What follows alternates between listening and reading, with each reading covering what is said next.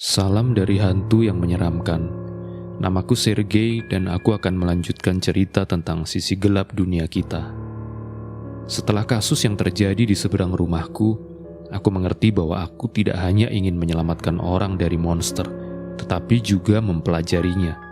Bayangkan saja, ini adalah dunia yang benar-benar baru yang belum pernah dijelajahi sebelumnya. Bagaimana hantu muncul? Mengapa beberapa dari mereka membunuh, sementara yang lain membantu? Tahun ini aku berhasil berteman dengan dua hantu. Kelt dan Max adalah dua teman yang meninggal dengan cara terbodoh. Mereka mengendarai sepeda mereka dalam gelap dan menabrak lahan kaktus. Mereka menolak untuk pergi ke dunia lain dan tinggal di bumi sebagai hantu. Mereka sangat lucu, tetapi suka mengacau dan menakut-nakuti orang. Ketika aku mengemudi melewati sebuah desa yang tidak berpenghuni, aku berhenti untuk memeriksa apakah ban mobilku bocor. Ketika aku kembali ke mobil, aku melihat banyak pesan dari temanku, Igor. Dia memintaku untuk melihat-lihat desa bernama Kampung Daging. Sebenarnya aku baru saja dari sana. Igor memberitahu bahwa dia telah ke sana kemarin dan memeriksa semuanya, kecuali satu rumah.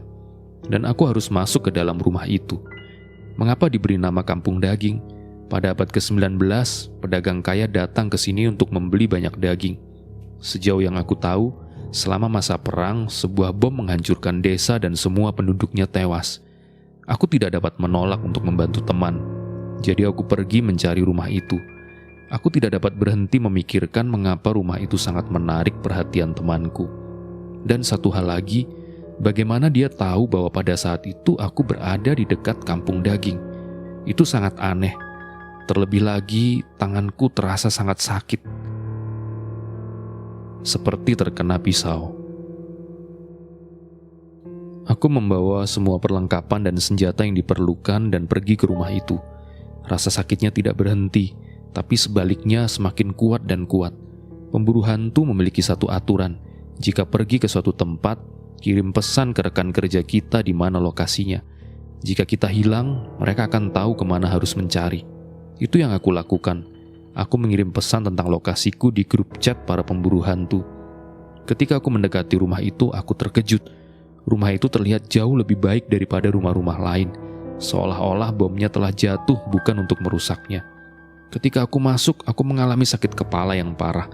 Aku melihat beberapa gambar di depanku, beberapa wanita tua. Sepertinya aku sudah pernah ke sini. Aku membuka chat lagi dan membaca banyak pesan aneh dari teman-temanku. Mereka semua bertanya di mana Igor. Mereka ingin tahu berapa lama kami akan tinggal di sini. Aku jadi gila. Lalu aku memutuskan untuk melihat chat sebelumnya dan aku merinding. Kemarin aku mengirim pesan dalam chat bahwa kami telah pergi ke desa ini dengan Igor. Aku bahkan mengirim foto selfie kami. Padahal saat itu aku berada di tempat lain untuk mencari hantu woodsman. Pada saat itu, aku melihat seorang wanita tua berjalan di dekat mobilku. Aku berlari ke arahnya, tetapi dia menghilang begitu saja. Apa yang ingin dia temukan di dalam mobilku? Aku membuka pintu tempat dia berdiri dan aku hampir pingsan.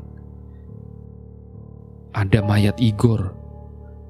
Jadi, apa yang terjadi di sini? Sepanjang waktu ketika aku mengemudi tadi, dia terbaring mati di kursi belakang. Seseorang telah mengirim pesan dari teleponnya bahwa aku harus memeriksa rumah itu. Untuk keperluan apa? Aku mencoba menariknya keluar dari mobil dan aku melihat goresan aneh di tangannya. Tetapi ketika aku melihat lebih dekat, aku melihat wajah wanita tua yang sama. Aku mulai merasakan sakit yang luar biasa. Ketika aku menggulung lengan baju, aku melihat goresan yang sama. Subscribe channel ini untuk mencari tahu apa yang sebenarnya terjadi padaku.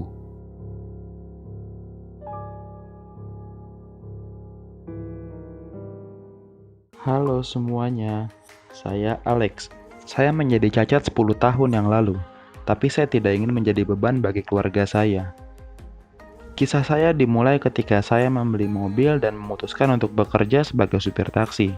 Pekerjaan itu tidak membayar terlalu banyak, tapi cukup untuk memenuhi pengeluaran harian. Semuanya berjalan dengan baik sampai suatu malam pada 21 Juni 2009. Dua remaja masuk ke mobil saya. Saya pikir mereka terlihat sangat mencurigakan dan aneh, tapi saya tetap mengerahkan mereka. Dengan satu atau lain cara, saya perlu mendapatkan uang, bukan lari dari mereka. Kalau saja aku tahu bahwa akulah yang akan membayar, aku tidak akan pernah membiarkan mereka masuk. Aku mengantarkan ke tempat mereka, dan bukannya uang, aku malah mendapatkan peluru di belakang. Mereka menembakku. Saya terbangun di rumah sakit seminggu kemudian, dan mendengar hal lucu dari dokter. Anda tidak akan bisa berjalan lagi, katanya kepada saya. Sejujurnya, takut bukan karena cacat, tapi bahwa saya akan menjadi beban bagi keluarga dan teman-teman saya. Saya melihat air mata mereka dan menyadari bahwa saya tidak akan hanya duduk di kursi roda. Seminggu kemudian, saya akhirnya bisa pulang dari rumah sakit. Itu adalah kabar baik, karena saya menjadi sedikit gila di sana. Saya tidak bisa duduk di satu lebih tempat dari 10 menit. Saya diberitahu bahwa bajingan ini ditemukan dan mereka akan dihukum sesuai dengan hukum. Ini semua hebat, tapi saya akan tetap cacat selama sisa hidup saya. Sejujurnya, kehidupan di rumah tidak berbeda di rumah sakit. Mereka hanya memberi makanan yang lebih baik, dan saya hanya duduk sepanjang hari dalam 4 dinding yang sama dan mendengarkan kerabat dan teman-teman bahwa hidup tidak berakhir. Semuanya akan baik-baik saja.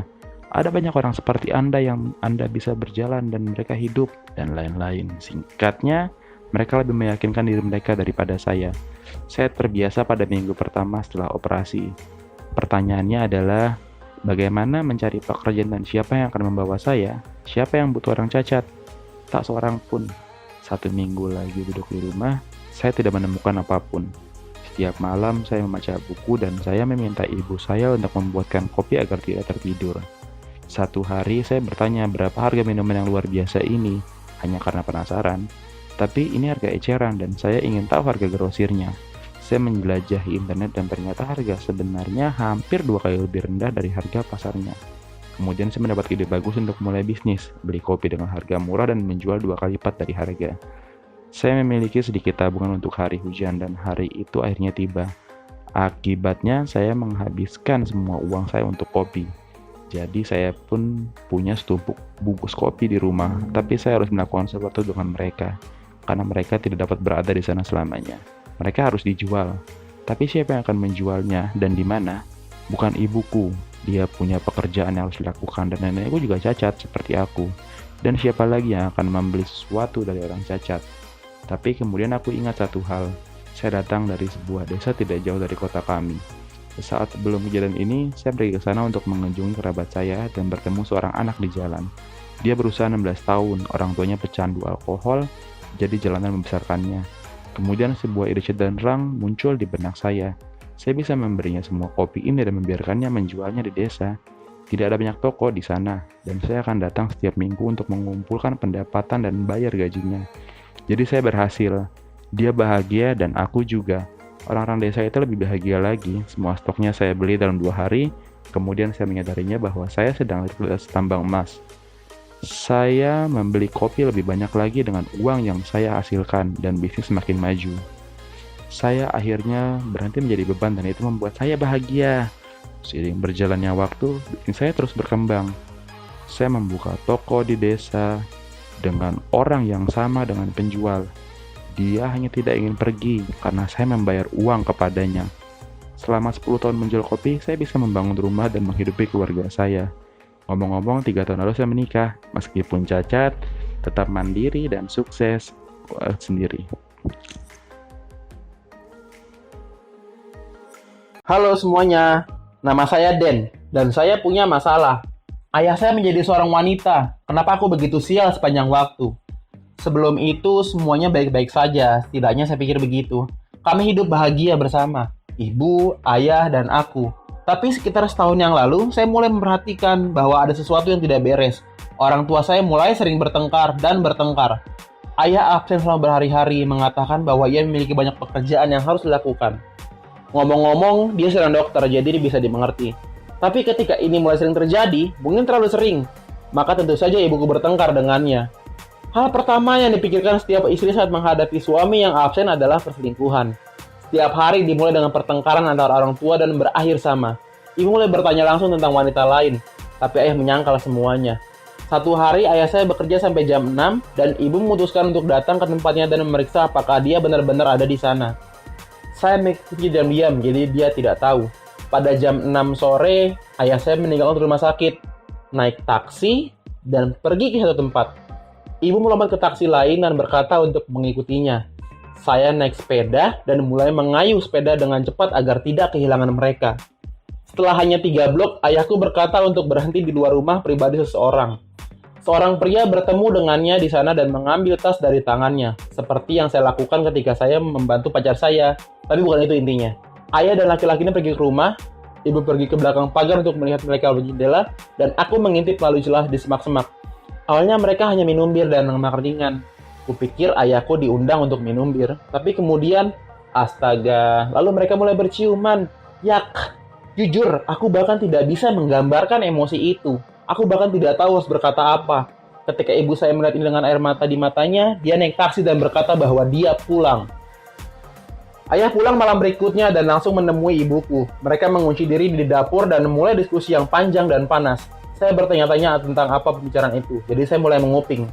Ayah memberitahu ibuku tentang segalanya dan kekasihnya. Singkatnya, dia mengatakan padanya bahwa dia telah menyadari sekitar 2 tahun yang lalu bahwa dia mencintai pria dan dia sedang mempertimbangkan operasi penggantian kelamin. Ayah saya, atau apapun saya harus manggilnya, benar-benar memutuskan untuk jadi seorang wanita. Ibu tidak ingin mendengarkan semua ini. Dia mulai menangis, melemparkan barang-barang dari balkon, dan menendangnya keluar dari rumah.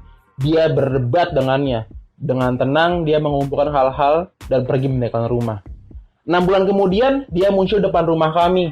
Tapi sebagai seorang wanita, ibu memanggilnya dengan nama buruk dan bahkan tidak membiarkannya masuk. Saya tidak tahu mengapa dia tidak memberitahu kami tentang hal ini. Dia berbohong sepanjang waktu. Saya senang bahwa ibu saya dapat menemukan pria lain. Dia sangat menderita. Aku juga sangat kesal. Tidak setiap hari kamu tahu ayahmu tidak seperti yang lain. Tapi saya berusaha untuk tidak marah kepadanya, tetapi untuk mendukung ibu saya. Dan itu adalah kisah saya, meskipun tidak terlalu biasa. Jadi komentar di bawah ini, beritahu saya kisah Anda jika Anda punya. Oke? Terima kasih.